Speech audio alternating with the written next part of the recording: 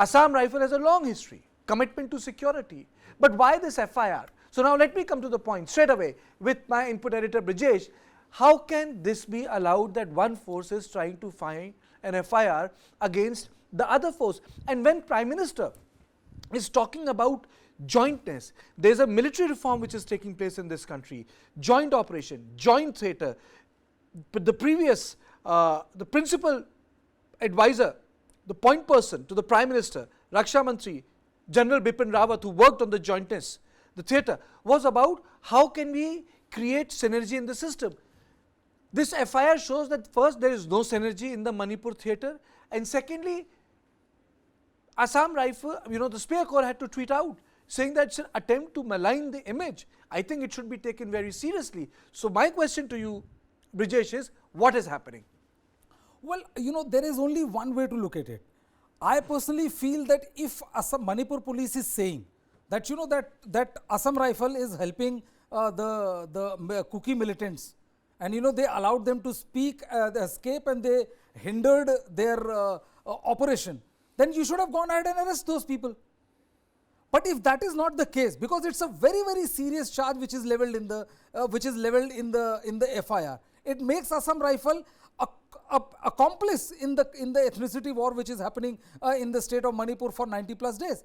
But if they are not, then there should be an apology to the Assam Rifles, and an investigation should be done as to how exactly and why, more than how, why is this canard being spread against the Assam Rifles? They cannot be the third angle. So the most important question is that if Assam Rifle is doing this, then they should have taken it to highest level, take it to the Chief Minister, take it to the Defence Minister. But if the Assam Rifle, if the unit which was posted there is doing their task to maintain the sanctity of the buffer zone which has been created, and they were merely doing their job, and if you file an FIR labeling these kind of accusations, then I think either prove the allegation or apologize. Okay. There's no third way to look at it. So I'm joined by Thangminlal Doungel, researcher, scholar, National Institute of Educational Planning and Administration. Very warm welcome to you. He has been on our show. I am also joined by Khuraijam Athouba, spokesperson COCOMI. A very warm welcome to you. A long time, after which you have joined our show. And I'm also joined by Major Amit Bansal, someone who served in Assam Rifle. So first I'll give the mic to Major Amit Bansal. Bansal sir, what is this? Your point of view. Kartikeya, I would mention 3 points. First is related to the violence which has taken place all across the valley.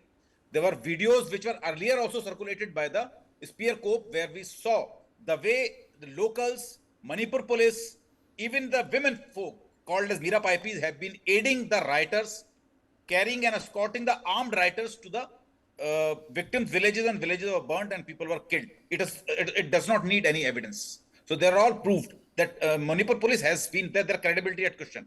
And there are ample evidence to prove that Manipur Police has been siding with the rioters. First point I have conveyed. The second point is, when the allegations have been put on Assam Rifles that they have allowed the Kuki militants to pass through the buffer zone and then let them go away to their safe zone, that what is mentioned in the FIR, Manipur Police should have come up with some concrete proof.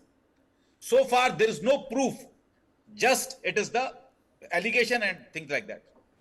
Third, this order of putting Assam Rifles along with the Manipur Police and CRPF jointness, it's already started by the Manipur Police only, and instructions were given by the security advisor who's posted in Manipur. So they have been working jointly. And Assam Rifle has got one important task to do, and that is to maintain the buffer zones. Since because of the credibility, the lack of credibility of Manipur Police, already Kuki community has been against them. So it was not advised for them to go into the Kuki areas. Had they gone into the Kuki areas, they fired into Kuki areas, they would have tried to do something and could have created any kind of catastrophic damage, which is already quite serious. So when these kind of things are there, Assam Rifle just tried to avoid it and acted in a very, very mature manner. And I say again my second point, Manipur Police has got not even a single evidence to prove that Assam Rifle has been helping the Kuki guys, Kuki armed miscreants or Kuki terrorists, whatever they call it. Not even a single evidence. Only thing is that they wanted to move into Sisipur for whatsoever their purpose was, and Assam Rifle tried to just stop them. And that's what the fault was it. And They lodge an FIR without any kind of evidence. What is, what really pains me is, as I use the word, it's in a democratic country, it's not, in a system, it's really not correct to demoralize forces, one. Secondly, it's also not correct that, you target the integrity of the forces. I mean to say, resolution of differing perceptions and issues, they can be done differently at a different level. I mean to say, it should not become a public spectacle. Couldn't there have been a meeting, a phone call, a conversation to resolve difference of opinion? And then you are blaming a unit, the entire unit of a malified intention. I mean to say, वो भी तो किसी के instruction पे वहाँ खड़े होंगे. I mean, they couldn't have done it on their own, कि उठ के चले गए, and they have, their Caspers are there. This is not the way army functions. It's known for everyone. They must be following orders. So why couldn't this be resolved? You have worked in army, Bansal साहब. ये तो बहुत आराम से resolve हो सकता था. Why was the need to file an FIR? So they could have resolved it. See, there is a joint organization which was formed. They were already working hand in gloves with the Manipur Police and CRPF and other paramilitary forces. They've already been working as an organization. So if there was any fault line, it could have been brought out to the notice of the security advisor over there. It could have been brought out to the IGR South, who's the sole operational in charge of Assam Rifles in Manipur. It could have been brought out to the 3 Corps commander who's handling the entire Northeast, or it could have been brought out to the Director General Assam Rifles. But none of it happened. Rather than they lodged an FIR against the entire unit, naming the unit, and then making this FIR public. Naming the army unit and an FIR and making it public is again a very classified information which should have not been leaked. So, why they did it, under whose instructions they did it, was security advisor Mr. Kuldeep Singh aware of it or not? These are tough questions, and ideally it could have been resolved by talks. All it requires was just to go and speak to the people why this has happened.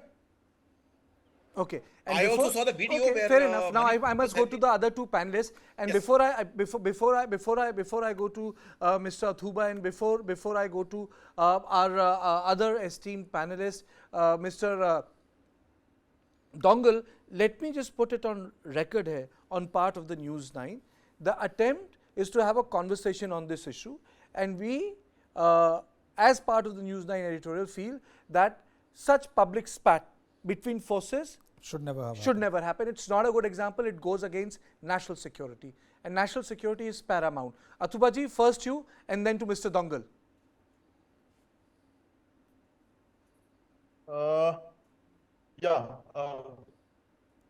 First of all, I think it will be very important for me to remind all our esteemed panelists and in the News9 team also that this is not the first time that the Assam Rifles has some kind of confrontations with the state police forces. In June 2nd of June 2023, during this conflict, there was also another instances where the 37 Assam Rifles CO and their team drove their bulletproof Casper vehicles and blocked the gate of the police station of the Sugnu. And in that moment, there were also very, heated conversations and confrontations between the 2 forces. And when the state forces threatened the Assam Rifles to lodge an FIR against them for blocking the gates and the passage of the police station, then only they got retreated, and later on, the officer in charge of the police station also warn him of who is the in charge of law and order, and how can you just come in and block like this, and all those conversations were quite prominent, and everyone has come across that. And today again, yesterday again, when that incidents of the Kuki militants very comfortably, securely crossing the so-called buffer zone, which the Assam Rifles is so confident about creating it, and they have sneaked into the house of a Meitei who were sleeping there, and the father-son duo has been, cut, butchered, and killed, and even one of the neighbor also being shot and killed. Then they left, and they escaped from that place. So when the state police force tried to chase those militants and those killers, on what moral ground the Assam Rifle was thinking that they are protecting the buffer zone? So that is the issue where the whole, complexities of this particular incident, arises. Okay. Therefore, it is very much, prerogatives of the state police forces to lodge an FIR against those people who are deliberately, or maybe, who are trying to let the killers, escape from the venue, from the place of incidents.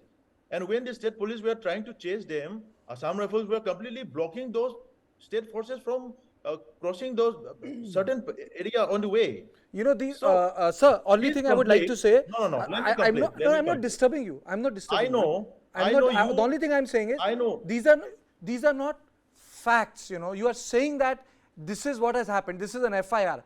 FIR is not a fact. No, but FIR also it has not been mentioned. They're talking about Arms Act case. They are talking about Arms Act case. So, let us be very clear. We also have the copy of the FIR. I'll come back to you. Mr. Doungel? Yeah, Kartikeya ji, thank you so much for having me again. First things first, I like to comment on the FIRs that was lodged against the Assam Rifles. The Kuki people, or for the matter, the Hill people, the Hill tribals consider Assam Rifles to be, at this point in time, especially the Kuki-Jo community considers the Assam Rifles as a saving grace. They, like you have said, they have been manning the buffer zones, and it is because of them that the attack or otherwise the casualties are to a great extent reduced, minimal. I am imagining what if the Assam Rifles are removed from all buffer zones. I'm telling you, Kartikeya ji, and this is just a warning. I'm trying to ring the bell, or I'm trying to blow the whistle that you will see more attacks, more casualties happening in the hill peripheries again. Number one. Number two, regarding the state forces and the Meitei militants, we have seen how the valley-based, so to say, militants or otherwise mobs have been hand in gloves from the day the violence erupted.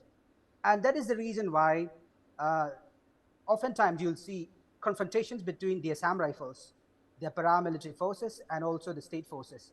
Because the paramilitary forces here in the case, the Assam Rifles knows very well that the state forces are hand in gloves with the mobs or otherwise the militants. Hence, they are acting as a, as a bunker or otherwise as a neutralizer in both sides. And in fact, they are doing their very best. And I'm just wondering, why would a state force launch an FIR against, Center Force, or for that matter, Assam Rifles, who is there, to aid them to bring normalcy and peace in the state? Now, why is the FIR not lodged against those mobs, those who looted the arms in Bishnupur district just a few days ago? Why is the police not taking so moto action? And why is the state forces acting against the Assam Rifles, who is there to aid them, to be hand in gloves with them to bring normalcy and neutralize the violence in the state? And thirdly, Khuraijam Athouba ji was talking about the father Tando and the other three of them who were killed in the Kangwai area. We were also very shocked because the allegation was that these people were killed while they were sleeping. So I also had a doubt. When this is a buffer zone, there is a war going on, there is a firing going on, and how could these people sleep peacefully? That's the question that I'm asking to myself. So I call up somebody from the district in Churachandpur and inquired about what really happened, what really conspired on that fateful day. And they said there was a firing between the so-called the Kuki volunteers and the other side, and there was a firing happening, and the whole night there was a firing. And what happened was the other from the other side, from the Kuki side, they were attacking, and these people, it seems, ran inside the house, and then from the house only they were stationing themselves and then shooting back. And eventually they were overpowered, and that was how they were killed. That's what I'm told. So I believe that Athouba is being misinformed.